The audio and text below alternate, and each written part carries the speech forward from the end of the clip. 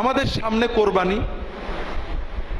কোরবানি হজের একটা অংশ।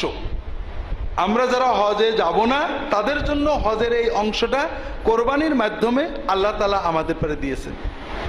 আল্লাহ কোরআন কারীমে বলেছেন, লা ইয়ানালাল্লাহু লুহুমুহা ওয়ালা দিমাউহা ওয়ালাকিন ইয়ানালুহু তাকওয়া মিনকুম। আল্লাহ রক্তও নেন না, আল্লাহর কাছে গোশতও যায় না, শুধু আল্লাহ অন্তরের নিয়ত তাকওয়া দেখেন। কাজে কোরবানির ক্ষেত্রে আমাদের নিয়ত, আল্লাহ তুমি হুকুম করেছো আমার আওলাদেরা খাবে, গরিবেরা খাবে, আত্মীয় স্বজন খাবে, আমি সওয়াব পাবো, এই চিন্তায় কোরবানি দিতে হবে। কোরবানি লোকে দেখবে, ছোট গরু দিলে মানুষে কি বলবে, একটু বড় দিতে হবে, অথবা গোশত যত বেশি আমি ঘরে ফ্রিজে রাখতে পারি অনেকদিন, এই চিন্তায় কোরবানি দিলে তো কোরবানি হলো না। কোরবানি আল্লাহর জন্য আমি ব্যয় করব, আমার সন্তান খাবে এটাও, গরিবেরা খাবে এটাও, আত্মীয় স্বজন খাবে এটাও, আল্লাহর হুকুম হিসেবে আমি পালন করব। কাজেই যারা ধনী, যারা নিয়মিত আপনারা গোশত কিনে খেতে পারেন, তারা 3 ভাগ না বেশি দেওয়ার চেষ্টা করবেন দরিদ্রদের। এখানে 3 ভাগ করতে হবে এটা জরুরি না, বরং আপনি যত বেশি পারেন দেওয়ার চেষ্টা করবেন। আবার যারা দরিদ্র, সন্তানেরও খাওয়াতে পারে না, তারা কিছু রাখবেন, কিছু খাওয়াবেন সুবিধা মতো। চেষ্টা থাকবে মানুষকে দেওয়া, ভালো করে দেওয়া, জান ভরে দেওয়া, মানুষ যেন খেতে পারে, আল্লাহ যেন খুশি হন, এদিকে খেয়াল রাখতে হবে। ভাগে কোরবানি করতে হয় আমরা বাধ্য হয়ে, অনেকে পারেন না একসাথে, আল্লাহ রাসূল সাল্লাল্লাহু আলাইহি ওয়াসাল্লাম বিধান দিয়েছেন। এক্ষেত্রে দুটো ভুল, দুটো সমস্যা। একটা হলো আমাদের দেশের কোন কোন আলেম বলেছেন ভাগে কোরবানি হবে না, কথাটা তারা ঠিক বলেননি, খুবই ভুল বলেছেন। সৌদি আরবের আলেমরা এই মশলা শুনলে হাসে যে পেয়েছে কোথায় এগুলো। রাসূলুল্লাহ সাল্লাল্লাহু আলাইহি ওয়াসাল্লাম 7 জনে ভাগে কোরবানি দেওয়ার অনুমতি দিয়েছেন, সহিহ হাদিস। এখন তারা বলেন যে উনি যেহেতু সফরের ভিতরে কোরবানি দিয়েছেন ভাগে, অনুমতিটা সফরে দিয়েছেন, কাজেই নিজের বাড়িতে থাকা অবস্থায় হবে না। এটা কোরআন এবং সুন্নাহর মূলনীতিতে ভুল। রাসূলুল্লাহ সাল্লাল্লাহু আলাইহি ওয়াসাল্লাম যদি কোনো অনুমতি দেন আর দেওয়ার সময় ফিক্স না করে দেন, বলেন যদি যে হ্যাঁ সফরে অন্য সময় না, তাহলে ভিন্ন। আর উনি যদি কিছু না বলে দেন তাহলে সবার জন্য ওটা উন্মুক্ত হয়ে যায়।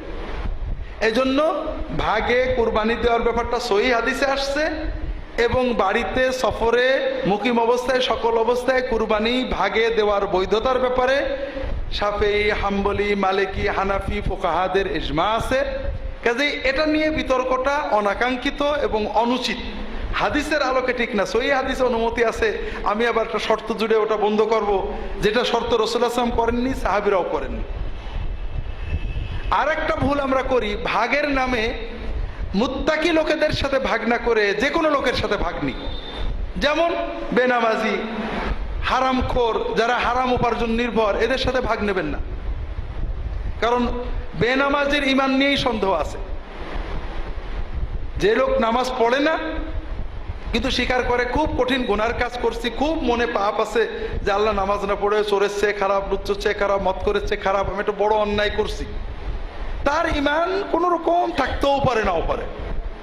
আর যে মনে করে যে নামাজ না পড়লে ও নামাজ পড়ছে আমি ভালো আছি, এ একেবারে 16 আনা কাফের, কোনো সন্দেহ নেই।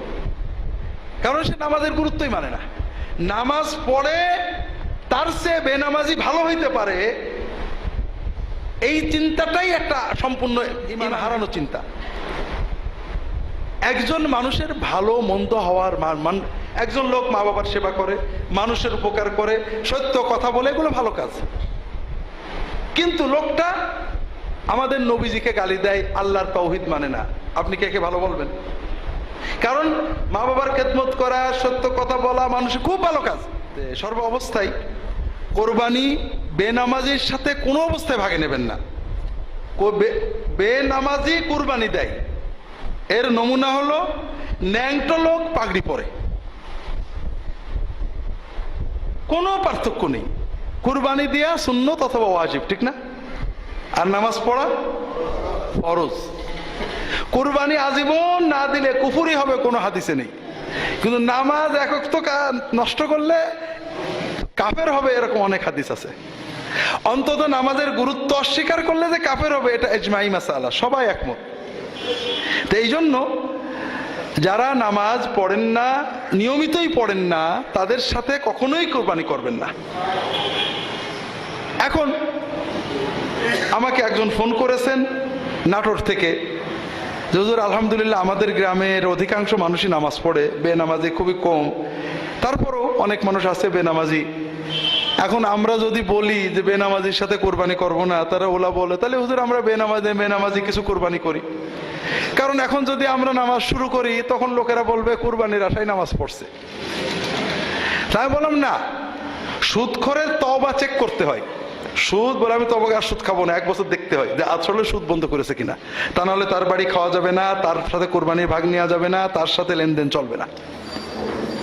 কিন্তু বেনামাজি তা না, বেনামাজি আজকে তওবা করেছে, নামাজ শুরু করেছে, আলহামদুলিল্লাহ, তার তো অন্য অপরাধ নেই। এই জন্য বেনামাজি তওবা করে নামাজ ধরে তার সাথে কোরবানি করবেন। তাকে কখনো খোটা দেবেন না যে কোরবানির জন্য নামাজ শুরু করেছো, এটা দিলে গুনাহ হবে। বেনামাজিদেরকে আলাদা কমিউনিটি বানানো আমাদের উদ্দেশ্য না, বেনামাজিদেরকে নামাজমুখী বানানো আমাদের উদ্দেশ্য। ইমাম আলেমদের এ ব্যাপারে সচেতন হতে হবে। বেনামাজিকে আউট করা উদ্দেশ্য না, ইন করা উদ্দেশ্য, যে ভাই নামাজটা অন্তত পড়েন। আমাদের এখানে, আমার গ্রামের, আমি বাংলাদেশে আসার পরে প্রায় 4-5 বছর এই মসজিদেই জুমা পড়াতাম। গ্রামে আমার ছোটবেলার এক খেলার সাথী মতোই মারা গেল, নামাজ পড়তো না। তো মারা গেছে, তার শ্বশুর আবার দিনদার মানুষ, মারা গেছে, বলেছে জানাজা পড়াতে, বলে যে নামাজ পড়তে, বলে না, তাহলে আমি জানাজা পড়াবো না, আত্মীয় স্বজন পারলে পড়ুক। তো এখন জানাজা ভালো হয়নি, ওই শ্বশুর বোধ অল্প 2-4 লোক নিয়ে কোনো রকম জানাজা পড়েছে। পরের জুমা থেকে আমাদের গোবিন্দপুরের লোকের মুসল্লির সংখ্যা বেড়ে গেল। অনেকেই যাদের মোটে দেখতাম না জুমার দিনে দেখা শুরু। আমার কথা, ভাই আল্লাহর কাছে তোমার জন্য সাক্ষী দেব, তোমাকে আমি একদিনও মসজিদ দেখলাম না, কি করে সাক্ষী দেবো ক? অন্তত মসজিদে আসো, আমি বেঁচে থাকলে তোমার জন্য সাক্ষী দেবো। আর মসজিদে আসবে না, যে তোমার সাক্ষী দেবে সে বুঝবে আমি ওর ভিতরে নেই।